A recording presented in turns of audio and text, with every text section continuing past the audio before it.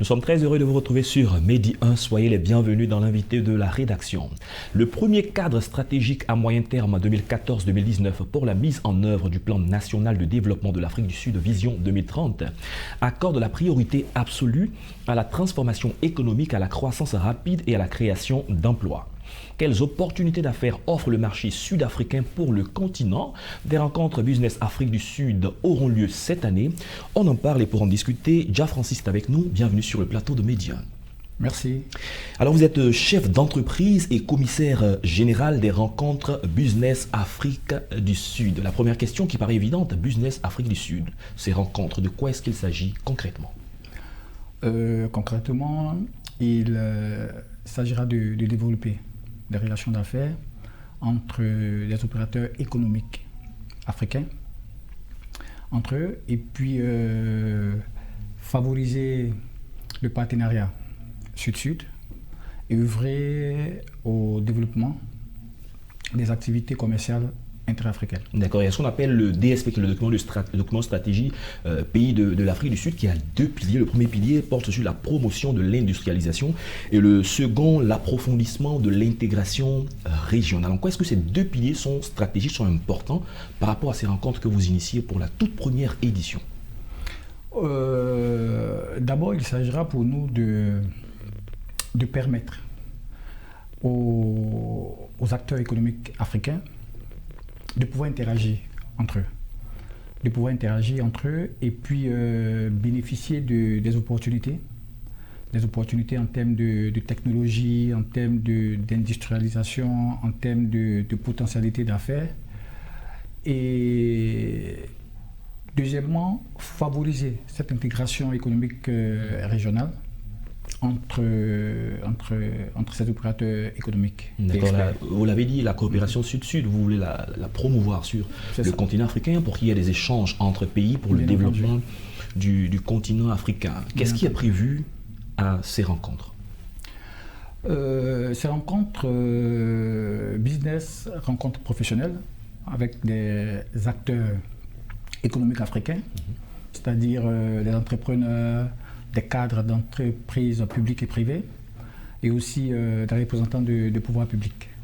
Il y aura des conférences plénières, on aura des rencontres multisectorielles, on aura aussi des animations interactives.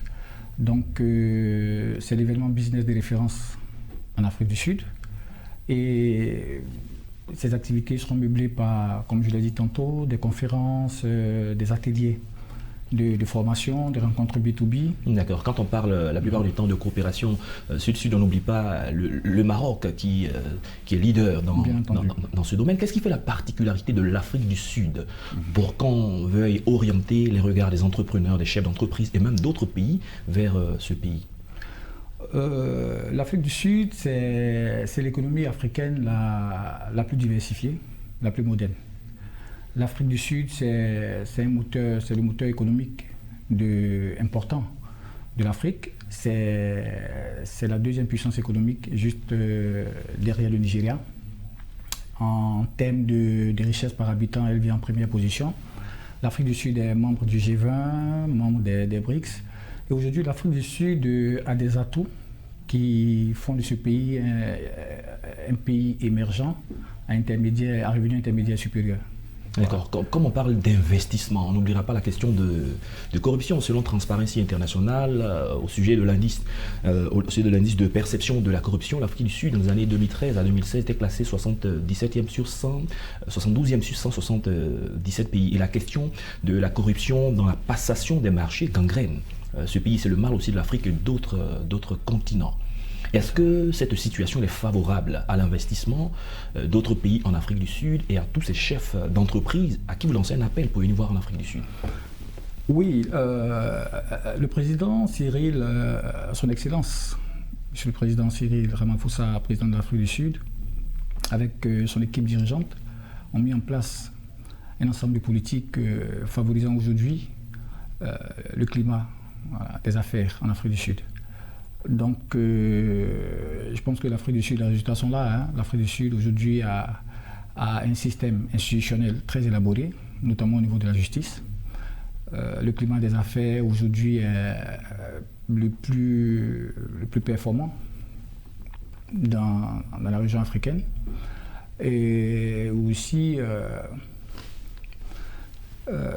Quand vous dites qu'il est le plus performant, nous, on regarde un peu dans la sous-région. On se souvient par exemple que l'accès au marché, parfois c'est un peu difficile, les questions des impôts, l'environnement pour le développement des start-up dans la sous-région, parfois c'est compliqué. Est-ce que la réalité elle est différente en Afrique du Sud? Si oui, donnez-nous quelques Oui, la informations. réalité elle est très différente en Afrique du Sud parce que le système sud-africain, il est...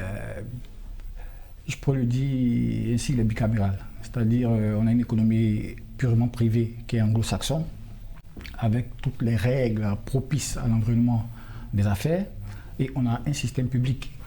Voilà. C'est-à-dire l'État qui permet aujourd'hui aux classes défavorisées sud-africaines, à travers une politique nationale, de pouvoir quand même aider ces populations-là. Voilà.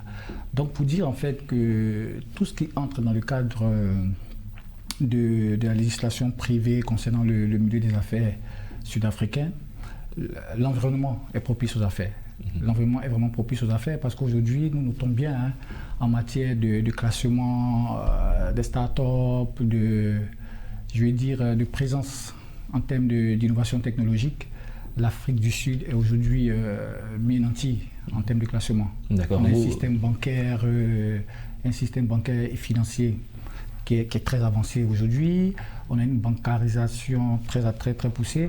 Et aussi en matière de bourse, voilà, l'Afrique du Sud est aujourd'hui au 20e rang mondial en termes de capitalisation boursière. Donc je pense que c'est une économie très dynamique. C'est une économie vraiment qu'il faut. Tout à l'heure, on parlait de l'industrialisation, la question de l'automobile. On sait par exemple que plusieurs pays veulent aller à l'industrialisation, importent tout ce qu'il y a d'important au niveau de l'automobile depuis l'extérieur et essaient donc de monter les moteurs. Est-ce que l'Afrique du Sud ici pourrait être un catalyseur pour les autres pays dans ce domaine-là? Oui, l'Afrique du Sud, c'est une forte présence de multinationales. Voilà, c'est un marché dont l'accès est favorable aux marchés mondiaux. Donc l'Afrique du Sud, c'est une porte. C'est une porte en termes de...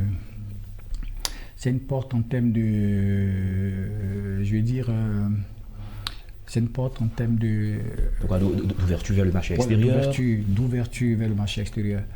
Donc en termes de compétences, en termes d'industrialisation, en termes d'évolution technologique, on pourra compter avec l'Afrique du Sud en termes de développement des relations, du partenariat sud-sud. D'accord. L'une des questions qui est très importante aussi, on parle de la question agroalimentaire. L'Afrique a les meilleures terres arables, les plus grandes d'ailleurs, et la plupart de nos pays africains ont bâti leur économie sur l'agriculture. Est-ce qu'à ce niveau-là, l'Afrique du Sud aussi est un exemple d'industrialisation sur le volet agroalimentaire, de diversification de son économie, ce qui serait donc, comme on l'a dit tout à l'heure, un catalyseur pour les autres pays de la sous-région? Oui, bien sûr. Aujourd'hui, on parle plus d'agrotech. Voilà, c'est-à-dire introduire la technologie dans l'accroissement de la productivité en termes dans le domaine agricole. Aujourd'hui, l'Afrique du Sud est leader. Donc, il serait vraiment intéressant pour d'autres pays africains de pouvoir quand même bénéficier de cette technologie-là, qui allie aujourd'hui NTIC avec l'agriculture. C'est-à-dire, aujourd'hui, les méthodes rudimentaires dans le domaine agricole ne permettent plus de pouvoir rentabiliser dans le domaine agricole.